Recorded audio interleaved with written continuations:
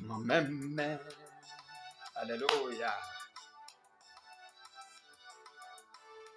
Nous étions nombreux à croire les messages.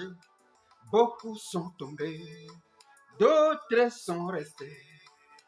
Tu t'es occupé et dis-moi. Oh, shalom à toi, peuple de Dieu, partout où tu te retrouves.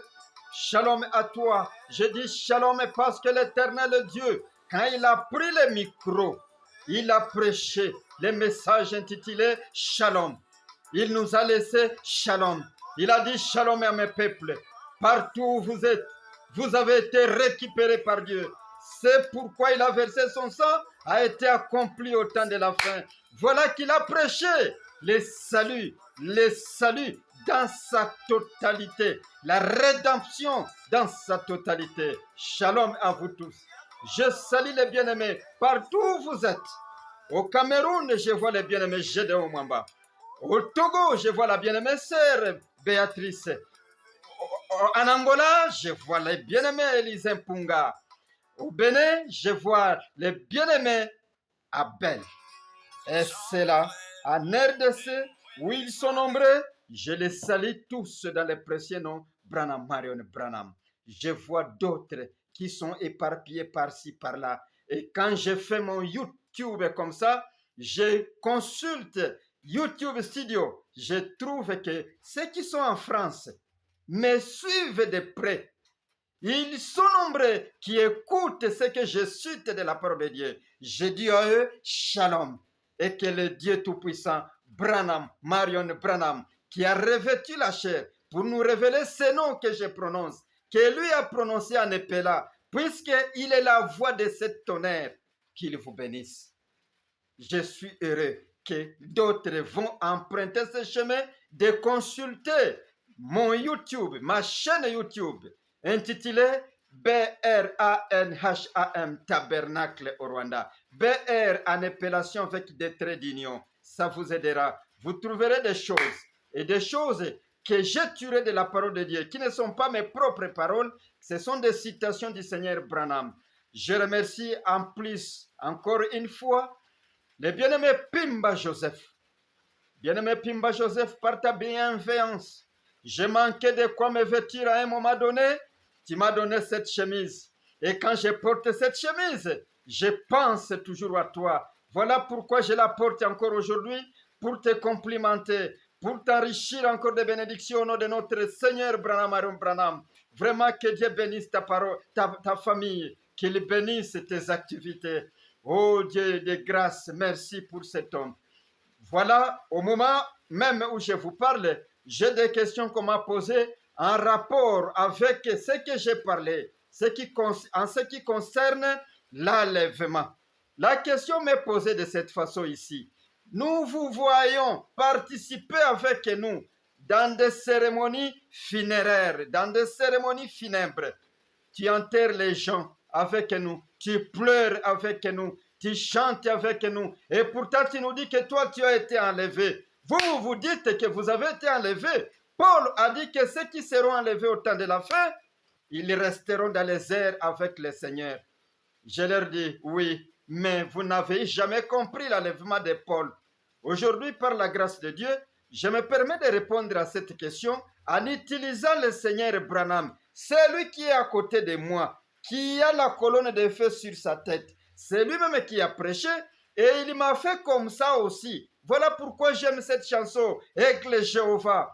Nous étions nombreux à croire ce message, mais beaucoup sont tombés. D'autres sont restés en cours de route. Ils confessent le nom de Jésus. D'autres confessent le nom de William. D'autres sont reculés de loin, plus loin de Branham. Mais il s'est occupé de moi. Un jour, quand j'étais aussi abattu, déçu par le diable, parce qu'il m'a montré des choses et des choses. Mais à ce moment-là, c'était le dernier moment pour moi aussi d'abandonner ce que j'ai déjà embrassé. C'est à cette occasion que j'ai vu le Seigneur Branham.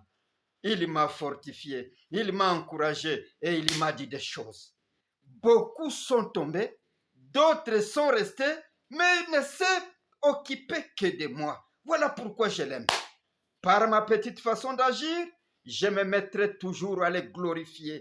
Je lui parlerai à ma famille d'abord, je lui parlerai ensuite à ceux à qui je visiterai. Je leur dirai que Branham m'a aimé. Pourquoi il ne peut pas t'aimer aussi? Je leur dirai que Branham est le Messie. Pourquoi il ne peut pas être votre Messie? Je leur dirai que Branham est là. Il nous a rédemptés. Il est venu avec la rédemption totale. À partir de ce qu'il fit à la croix, dans la chair appelée Jésus, aujourd'hui dans la chair appelée Branham, Marion Branham, il est venu avec la rédemption dans sa totalité. Je me permets maintenant de lire la parole pour répondre à la question. Je lis 1 Thessaloniciens 4, 16. J'allais commencer par 15, mais je prends tout simplement 16 et 17. Je ne vais pas faire beaucoup un audio ou une audio qui soit longue. Je vais faire une courte. Je me fixe tout simplement 20, au plus c'est 30, pour ne pas vous fatiguer quand vous allez me suivre. Écoutez, car le Seigneur lui-même a un signal donné, à la voix de l'archange et du son de la trompette de Dieu, descendra du ciel. Et les morts en Christ ressusciteront premièrement. Ensuite, nous les vivants qui serons restés, nous serons tous ensemble enlevés avec eux sur des nuées, à la rencontre du Seigneur dans les airs. Ainsi, nous serons toujours avec le Seigneur. Vous trouvez qu'il a raison. Si vous êtes enlevés, pourquoi vous êtes sur la terre? Mais ça ici, c'est la Bible. Et la Bible, c'est une forêt dense. Il fallait que Dieu nous accorde Malachie 4. Il fallait que Dieu nous accorde les prophètes. C'est à travers ces prophètes bien-aimés que vous allez comprendre ça. Comment vous allez rester dans les airs? Dans les airs, ce n'est pas dans le ciel. Le septième ciel, c'est là où Dieu reste. La parole ne dit pas que vous allez entrer dans le septième ciel. Mais la parole de Paul, ce que Dieu a donné à Paul sous forme de mystère, Dieu a dit, vous irez dans les airs. Et Paul ajoute, nous resterons avec le Seigneur dans les airs. Comment vous allez rester dans les airs? Écoutez ce que le Seigneur a interprété lui-même. C'est lui qui inspira Paul et c'est lui qui revient. Cette même colonne de feu que vous voyez ici, c'est la seule colonne de feu que Paul vit. C'est la seule colonne de feu elle-même qui revient pour interpréter la parole. Nous n'avons pas à philosopher, à nous débrouiller, parce que Dieu nous est venu au temps de la fin. La colonne de feu a interprété la parole. La colonne de feu a pris la chair au temps de la fin pour que nous puissions comprendre la Bible.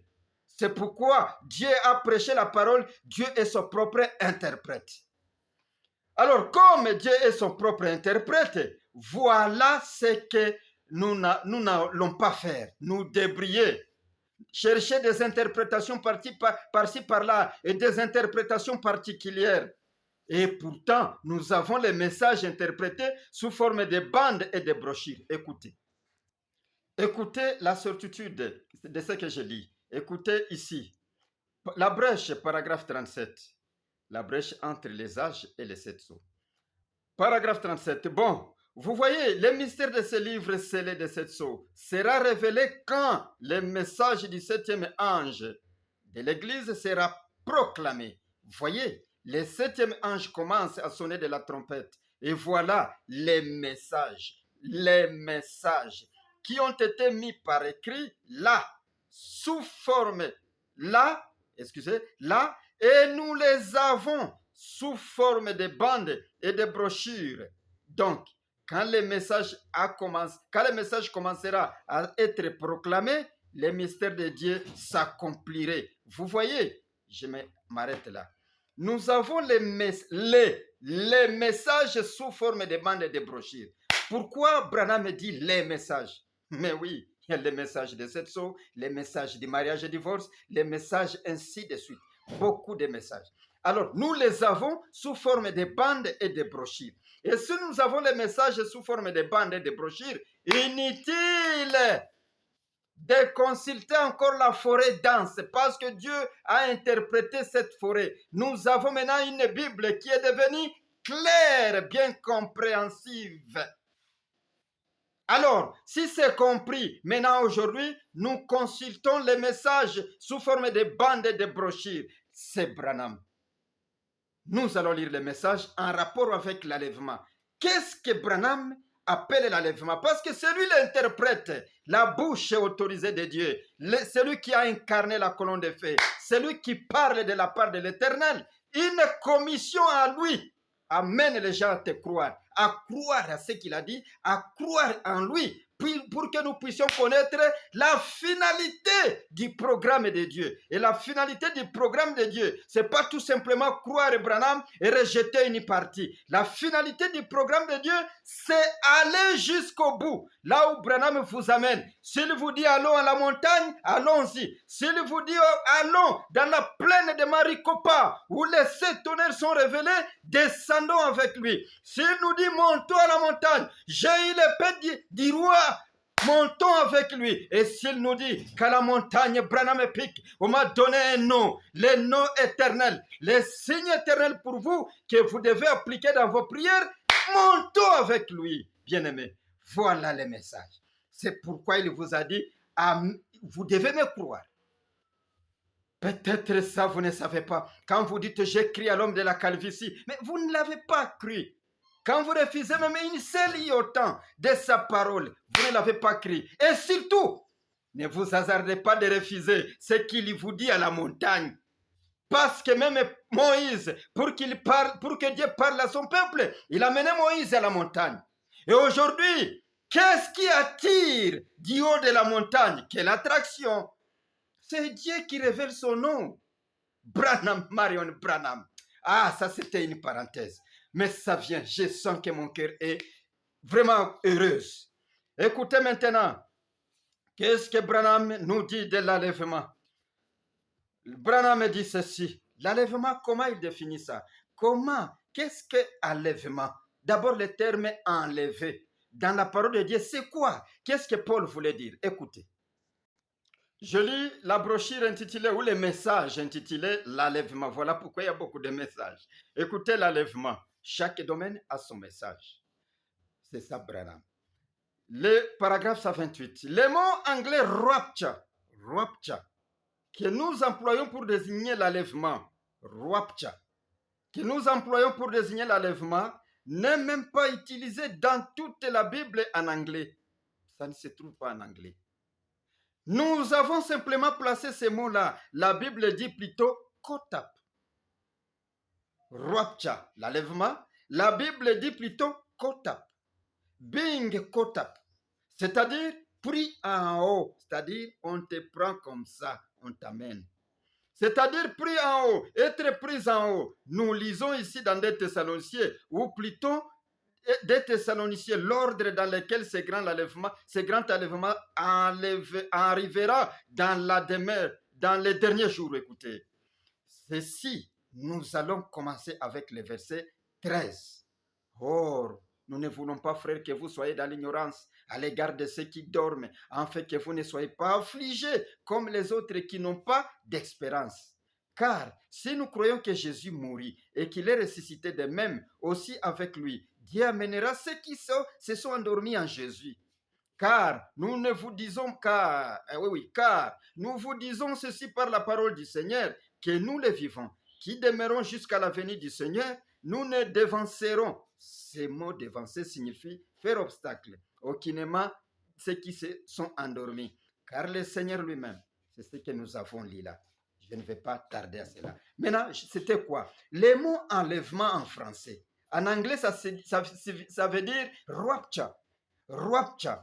Maintenant, le mot rapture n'a jamais été utilisé dans la Bible en anglais. Plutôt, la Bible anglaise, c'est quoi? C'est traduit par Darby. Ça n'a jamais été utilisé comme cela. C'est nous qui avons utilisé cela. Le mot enlèvement veut dire plutôt being caught up, c'est-à-dire être pris en haut. C'est ça l'enlèvement. Tu es là, on t'amène. Il y a beaucoup de choses que j'allais dire ici. J'allais lire dans les 10 vierges, paragraphe 134 jusqu'à 138. J'allais lire, même Dieu se cache et se révèle dans la simplicité du 17 mars 1963, paragraphe 379. Mais ce n'est pas ça mon dossier. Quand je vais traiter sur l'enlèvement, vous verrez ça. Ici, je suis en train de répondre à la question, pourquoi êtes-vous encore ici avec nous? Tu assistes à des cérémonies funèbres, tu assistes à tout ce que nous faisons et pourquoi tu te dis que tu es enlevé? Ça, c'est une question que tout le monde pose. C'est pourquoi c'est une question importante. C'est à cela que je vais répondre. Sans consulter le Seigneur Branham, carrément, vous ne comprendrez rien. Et pourtant, ces choses sont dans la Bible. Cette forêt dense. Excusez le terme, c'est la forêt dense. Parce que tu ne peux pas y entrer sans prophète. Beaucoup sont passés par la théologie pour comprendre la Bible. Et même jusqu'à ces temps, il y a un vieux qui vient de mourir ici au Rwanda, qui s'appelait Mtisi. Mais il nous a dit, toutes les fois que je lisais la Bible, c'était toujours un mystère. Je ne comprenais pas. Voilà que j'ai vieilli, je vais mourir. Je n'ai jamais compris. Voilà, il était un théologien. Vous ne comprendrez pas en passant par la théologie. Passez par Branham. Vous allez comprendre les choses qui sont dans la Bible. Et Branham dit quoi à propos de l'enlèvement? Je lis le paragraphe 65. 65 de la brochure intitulée L'enlèvement, toujours l'enlèvement. Et vous avez compris qu'il ne s'agit plus d'être ça ne signifie plus rapture, ou c'est-à-dire l'enlèvement. C'est-à-dire ici, les termes que nous allons utiliser quand nous développerons l'enlèvement en soi, nous utiliserons le terme being caught up, être pris d'en haut, être pris en haut plutôt. C'est ce que nous allons utiliser. Maintenant, le Seigneur Branham, c'est lui que vous voyez sur la photo ici. C'est lui qui a avalé cette colonne de feu qui est au-dessus de lui.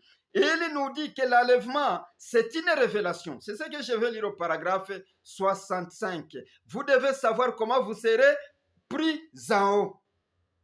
How will you be caught up? C'est ça.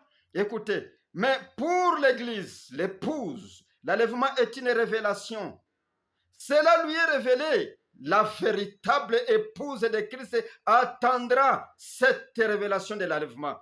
Vous devez attendre la révélation de l'enlèvement. Et pourtant, Paul nous dit que nous tous ensemble, nous irons rencontrer le Seigneur dans les airs. D'abord, les ressusciter. Non, il fallait que je lise ça. Il fallait que je lise les 10 vierges. Même si le temps court, mais je vais le faire. Écoutez. Voilà pourquoi je lis ça ici. Puisque le Seigneur nous dit que l'enlèvement, c'est une révélation. Mais ici, dans la Bible, voilà comment le Seigneur explicite ça. D'abord, pour comprendre ensuite comment c'est une révélation. Écoutez, paragraphe 134, les 10 vierges et les 144 000. Je lis.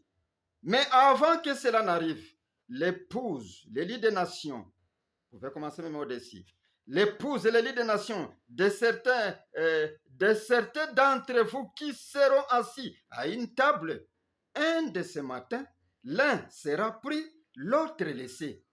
Vous vous demanderez finalement, qu'est-ce qui s'est passé? Vous serez en voiture, en train de parler à quelqu'un, à votre femme ou à votre mari assis sur le siège. Ils ne répondront pas.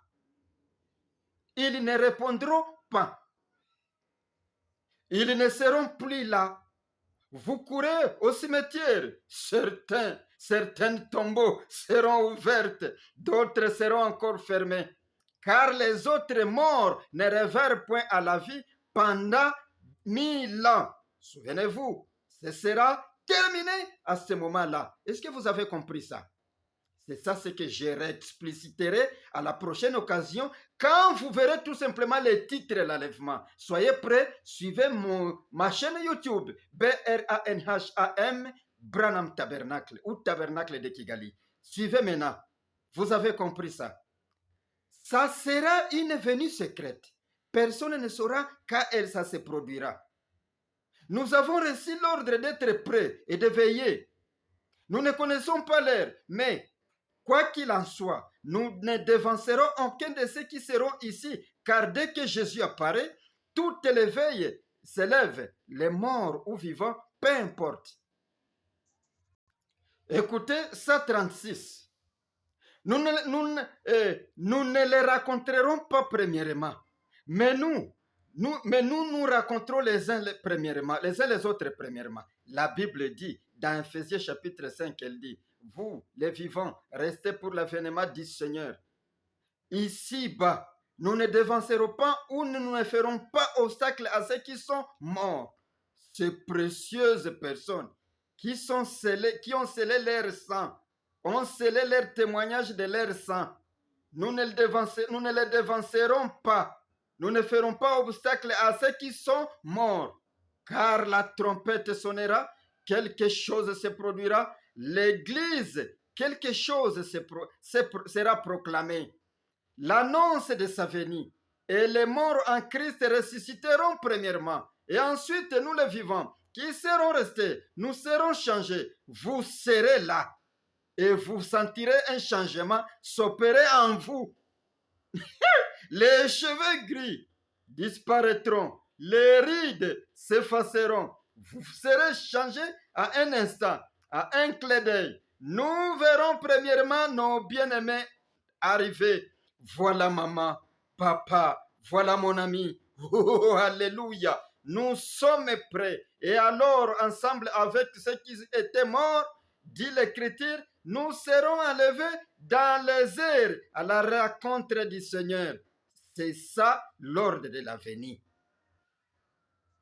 Bien aimé, je vous ai dit que j'exploiterai cela en long et en large, vous comprendrez. C'est comme ça que les gens conçoivent l'enlèvement. C'est comme ça que les gens connaissent qu'ils vont aller à l'enlèvement. Ils verront papa, ils verront maman, ils verront les amis, ils vont se saluer parce que les morts vont ressusciter premièrement. Et ensuite, en un clin d'œil, tous montent. Ça, c'est avant l'ouverture des sceaux. Écoutez ce qu'il dit après l'ouverture des sceaux, après la révélation de la parole. Il est le révélateur. Écoutez, je lis, bien aimé, quand vous vous bornez à Branham par une seule citation que vous avez connue avant, vous allez manquer l'objectif. Branham est comme Paul. Il a dit lui-même que j'ai prêché comme Paul. Paul n'était pas de nature à rester à un même endroit sur les Écritures. Il évoluait avec la révélation. Selon que Dieu lui donnait la révélation, et lui allait rectifier. Il a rectifié à Galates 1:8, dans Hébreux 6, 1:3. Et de même Branham, il allait de révélation en révélation. Lui-même nous dit, nous allons de révélation en révélation. La façon dont il a prêché le millénium avant la révélation de cette sceaux, ce n'est pas la même façon qu'il prêche le millénium après la révélation de cette sceaux. La façon dont il a prêché l'enlèvement avant les 7 sceaux, vous verrez, c'est ce que je viens de lire ici, dans les 10 vierges. Pas le titre enlèvement, mais la pensée qu'il avait avant la révélation de cette sceaux. Vous verrez maintenant dans Dieu caché se révèle dans la simplicité, ce qu'il dit ici, le paragraphe 379. Et puis quand ils disent que les tombes vont s'ouvrir, ici, il s'agit de l'enlèvement. Quand ils disent que les tombes vont s'ouvrir, comment les tombes vont-elles s'ouvrir alors que je n'ai pas le temps de l'approfondir comme j'aurais voulu? Il faut que j'en parle. Vous voyez, juste pour vous faire voir la simplicité de Dieu, ça se passera dans la simplicité. Et ce calcium, ce potassium et tout, alors, tout ce qu'il y a en vous comme matériaux, ça ne donne qu'une cuillerée, c'est vrai. Et ça, c'est ce qui arrive. C'est ce qui redevient esprit et vie. Dieu n'a qu'à parler et l'enlèvement va se faire. Il n'est pas question d'aller bien, d'aller là-bas et que les anges descendent avec les perles pour ouvrir les tombes et en faire sortir quelqu'un, quelques vieux cadavres. Là, qu'est-ce que c'est? Tout ça, c'est né du péché pour commencer. Mais ce sera un nouveau, semblable à celui-là. Vous savez, voyez, nous avions celui-ci, nous mourions encore. Si vous avez cette chair là-bas, de ces éléments, et que vous entrez avec ça au ciel, sans qu'il n'ait revêtu l'incorruptibilité, vous mourrez encore. À quoi bon maintenant nous prêcher l'éternité? À quoi bon nous prêcher la vie éternelle? Il faut que ce corps revête l'immortalité. C'est ce que dit Paul. Maintenant, les tombes vont s'ouvrir. Les morts en sortiront. C'est peut-être vrai. Mais elles ne s'ouvriront pas dans le sens que vous dites ouvrir. Voyez, c'est vrai. Voyez, ça ne se passera pas de cette manière-là. C'est ce qu'il dit dans 379. Alors, si c'est pourquoi il a dit dans le paragraphe 65 de l'enlèvement, la brochure intitulée l'enlèvement, que l'enlèvement c'est un mystère, c'est une révélation. Il faut que l'Église ait cette révélation. Je vous donne l'avant-goût. On pourra analyser, mais je réponds à la question ici. Nous, on pensait que quand il y aura enlèvement, et c'est vrai, quand nous lisions la Bible, nous pensions que quand il y aura enlèvement, nous verrons des tombes s'ouvrir. Nous verrons les saints monter. Si vous aviez un ami saint, vous le verrez ressusciter. Et Branham vient aussi de le dire. Nous saluerons papa, nous saluerons maman. Mais il vous dit ensuite, ce n'est pas de cette façon-là. Il faut une révélation. L'enlèvement, c'est une révélation. Alors mon ami, vous qui m'avez posé la question de savoir pourquoi tu es encore sur la terre, étant dans la chair, assistant à des cérémonies funèbres. Pourquoi? C'est une révélation que j'ai acquise, qui m'a été donnée une seule fois pour tous les saints qui sont enlevés. Et pourtant, ils sont dans la chair. Écoutez, je vais le démontrer. Par Branham. Écoutez l'épître de Paul, celui qui a prêché l'enlèvement dans les airs avec les saints qui sont ressuscités. Il vous dit ceci. Paragraphe 50 ou verset 50, 1 Corinthiens chapitre 15. Ce que je dis, frère, c'est que la chair et le sang ne peuvent hériter le royaume de Dieu. Et que la corruption n'hérite pas l'incorruptibilité. Écoutez, c'est quoi au juste? Cette chair que vous portez, de ces éléments, ne peut pas comprendre les mystères de Dieu. La chair que vous portez de ces éléments doit revêtir l'incorruptibilité. C'est-à-dire quoi? Ça, c'est un mystère aussi. Il faut qu'il y ait une autre chair qui se crée en vous, que vous revêtirez quand vous vous débarrassez de celui-ci. Et maintenant, si la chair et le sang ne peuvent jamais comprendre les mystères de Dieu, si la chair et le sang ne peuvent jamais hériter le royaume, hériter le royaume, c'est-à-dire quoi? On hérite le royaume qu'on a compris. La chair et le sang ne peuvent pas comprendre. Jésus a dit à Pierre, c'est pas la chair et le sang qui t'ont révélé cela. C'est le Père qui est au ciel. L'enlèvement, c'est une révélation, dit le Seigneur Branham. Ce n'est pas la chair et le sang qui héritent l'enlèvement, mais c'est l'âme qui est en toi. Dieu qui est en vous. Parce que vous êtes une partie de Dieu qui rencontre Dieu, qui découvre Dieu par révélation. Écoutez, je commence à répondre. Le Seigneur Branham, quand vous l'étudiez, vous découvrirez que cet enlèvement-là que Paul nous a prêché, que Branham vient interpréter, Branham vous dit, cet enlèvement-là, ce n'est pas loin de l'enlèvement que Jean-Baptiste a eu dans l'île de Patmos, que Paul a eu, lui-même Paul a été enlevé. Je vais le détailler. Je commence d'abord par Jean. Pour la réponse à votre question, pourquoi es-tu encore dans la chair? Je vais vous dire ceci. Branham me dit, Jean, ce qu'il passa dans l'île de Patmos, c'est ça ce que nous devons passer encore aujourd'hui. Si Jean a été enlevé, nous aussi nous serons enlevés. Et maintenant, Branham nous dit, Jean représentait l'église dans l'île de Patmos. Jean fut enlevé. Comment? Écoutez maintenant Branham. Écoutez ce que dit la parole. Votre enlèvement ne diffère en rien de celui de Jean dans l'île de Patmos. C'est ce que dit Dieu quand il interprète sa parole. Écoutez, paragraphe 37, 38, Apocalypse chapitre 4, deuxième partie. Je commence par 37. Maintenant, nous voyons qu'après ces choses, après signifie, après que les âges de l'Église sont terminés. Et l'enlèvement se passe lorsque les âges de l'Église sont terminés.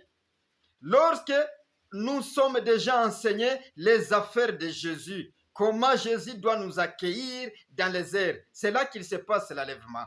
Maintenant, lorsque les âges de l'Église sont terminés, alors Jean était appelé à monter plus haut. Monte ici. Autrement dit, monte jusqu'ici.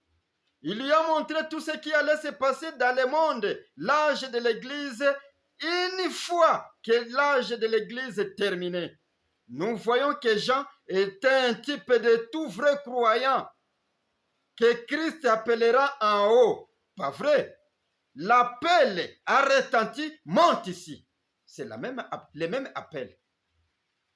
Votre enlèvement ne diffère jamais de celui de Jean. Écoutez, paragraphe 39. Nous avons vu que la voix qui lui a parlé était la voix comme celle d'une trompette, claire, distincte. Et c'était la même voix qui lui avait parlé ici sur la terre. Vous voyez, tant qu'il était au milieu de sept chandeliers, il y parlait. Quand Dieu était encore au milieu de sept chandeliers, les sept âges de l'église, Dieu parlait avec les gens. Mais Dieu est monté. Il a dit à Jean, monte, raconte-moi. De même, après les sept âges de l'église, Dieu montera. Dieu quittera la terre. Dieu quittera la terre et à ce moment-là, il faut qu'il appelle l'église. C'est la même chose. Or, Jean représente tout croyant de la Bible. Là, quand il était dans l'île de Patmos, il nous représentait. Maintenant, aujourd'hui, c'est l'accomplissement. Nous sommes des gens. Il faut que nous montions pour rencontrer Dieu qui n'est plus dans les âges de l'Église, qui a déjà fini avec le nom de Jésus. Il faut qu'on aille le rencontrer maintenant là où il est. Et nous avons vu par Paul que c'est dans les airs. C'est dans les heures, il faut que nous le rencontrions là où il est dans les airs. Nous ne devancerons pas ceux qui sont morts en Christ ou ceux qui dormaient en Christ tout au long des âges. Ils doivent ressusciter premièrement. Écoutez, je tardais, mais je dois terminer. Écoutez Apocalypse chapitre 4, première partie, paragraphe 172 jusqu'à 173. Jean, dans l'île de Patmos, est un révélateur pour l'Église. Il a été le type de l'Église qui est enlevé dans la gloire. Il est le type de l'Église. C'est-à-dire la façon dont Jean a été enlevé, a été pris en haut.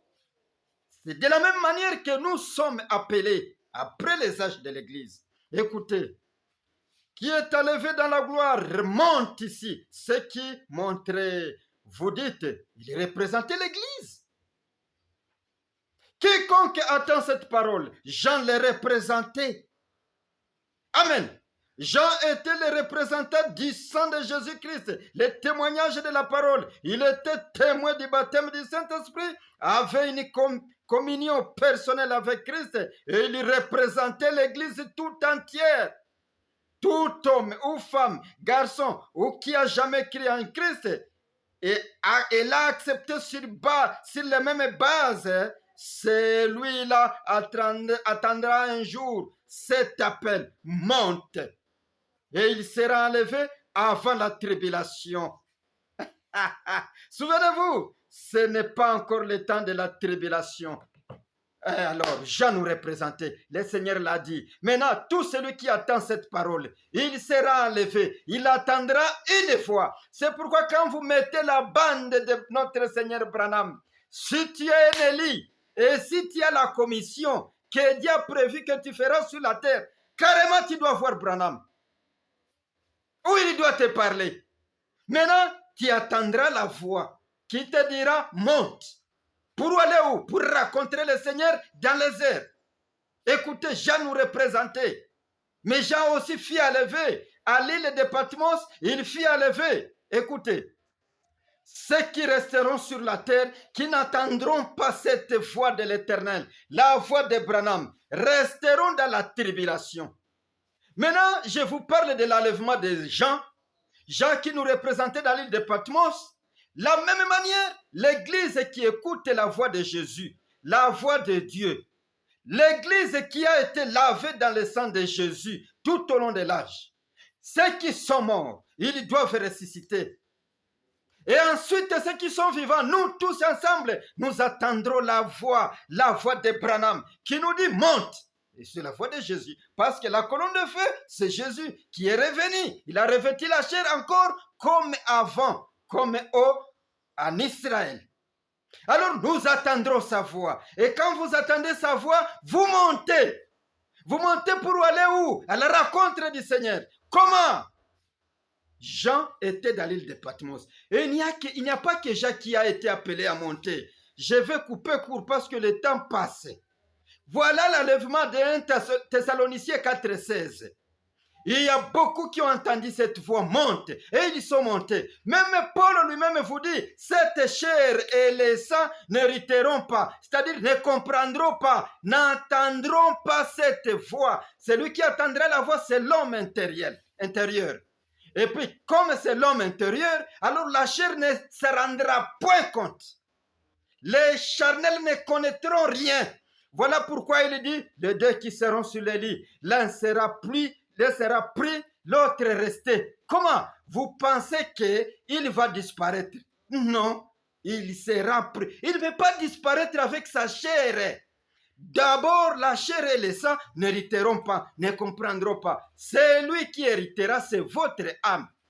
Alors Jean, pour terminer, je vois que c'est déjà 36 minutes. Je pensais faire 25 ou 30 tout simplement. Alors je vais vous dire, même Paul a été enlevé. Il est allé à la rencontre du Seigneur. On lui a expliqué les choses dans la troisième dimension. Et alors Paul, quand il est revenu, il a dit, je connais l'homme qui a vu des choses, mais qui manque l'alphabet pour les exprimer. C'était lui. Et est-ce que quand il a été enlevé pour la troisième dimension, Sila, Aquilas et les autres qui étaient avec lui, ils l'ont vu disparaître, ils l'ont manqué. Il y avait un communiqué comme quoi Paul a disparu et il est retourné.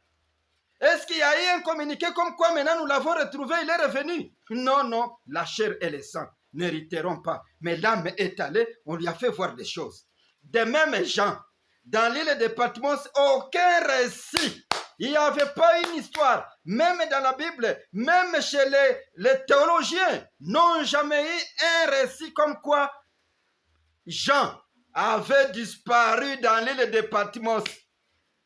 Les gardiens de l'île de Patmos n'ont jamais rapporté que Jean avait disparu à un moment, puisque Jean était dans les jours du Seigneur pendant 2 ans. Ils n'ont jamais reporté que même un jour, il a disparu pour aller à la rencontre du Seigneur et il est revenu. Jamais. Mais qu'est-ce qui est allé? Le principe de Dieu est le même. La chair et le sang, ça ici, n'hériteront point.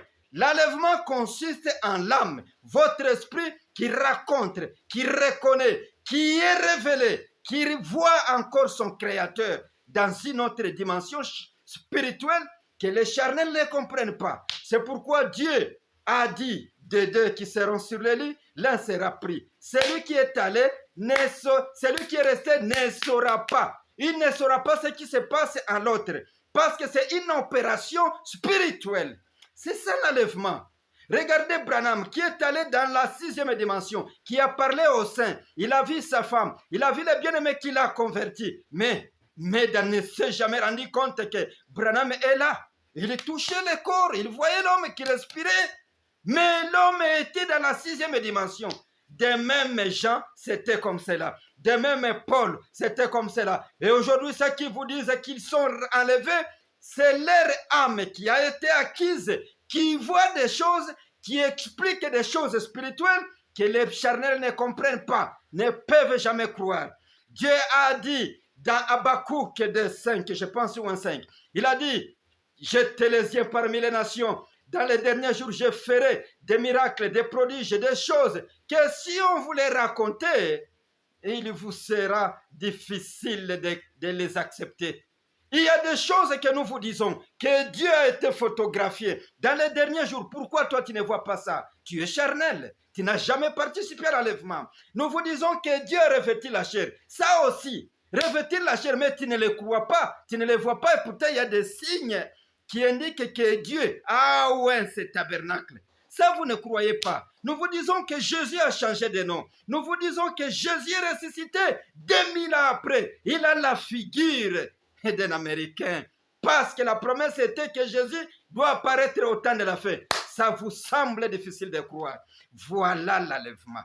Ça ne veut pas dire que moi je manquerai avec tout mon corps. C'est calcium, c'est potasse, c'est chlore, c'est sodium, c'est magnésium, manganèse, comme la chimie nous l'a enseigné, ne disparaîtront point. Ils vont tomber dans la poussière, mais l'âme montera pour rencontrer le Seigneur que l'âme a déjà connu au temps de la fin après la révélation de 7 tonnerres, que l'âme a déjà connu au temps de la fin après la révélation de 7 sceaux. Puisqu'après la révélation de 7 sceaux, après la révélation de 7 âges, c'est là qu'il lance un appel.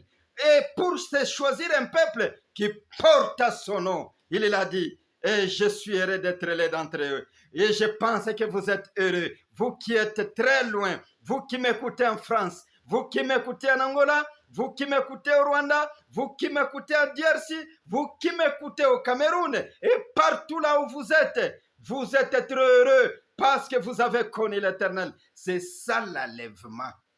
Ça ne veut pas dire que je manquerai physiquement. Non, ça veut dire plutôt que mon âme va connaître son Dieu et l'âme l'esprit pourra représenter des choses, vous expliquer des choses, vous montrer même la photo, mais vous ne croirez pas parce que l'esprit, lui, a vu Dieu sous forme de la colonne de feu. Et regardez encore une chose, quand Paul était dans le chemin de Damas, il a vu la colonne de feu. Il a entendu même la voix. Mais ceux qui l'accompagnaient n'ont pas vu la colonne de feu. Ils ont entendu tout simplement la voix. Mais Paul leur disait, moi j'ai vu Dieu, Jéhovah. Il m'a dit qu'il s'appelle maintenant Jésus. Retournons, allez voir ces merveilles de Dieu. C'était difficile de comprendre. Et celui-là a été enlevé dans la troisième dimension. Il a vu des choses qui se passent au temps de la fête. C'est ça l'enlèvement. C'est ça la définition de l'enlèvement selon Paul. C'est ça nous raconter dans les airs. Ce n'est pas à la septième dimension nous les raconterons, mais dans les airs. Bien aimé, je pense qu'à la prochaine occasion, si vous serez pointé ou soit abonné à ma chaîne YouTube, vous entendrez comment je développe l'enlèvement. Je développe point par point comment il y revient et comment il nous enlève. Quelles sont les promesses de la Bible révélées en rapport, révélées par le roi Branham, Marion Branham, en rapport avec l'enlèvement. Shalom à vous tous. Je bénis encore ceux qui vont tendre l'oreille pour écouter ça. Que Dieu vous bénisse. Rien d'ajouter, mais j'ai cité Branham. Shalom. C'est le témoin de Branham au Rwanda, Miru Roger.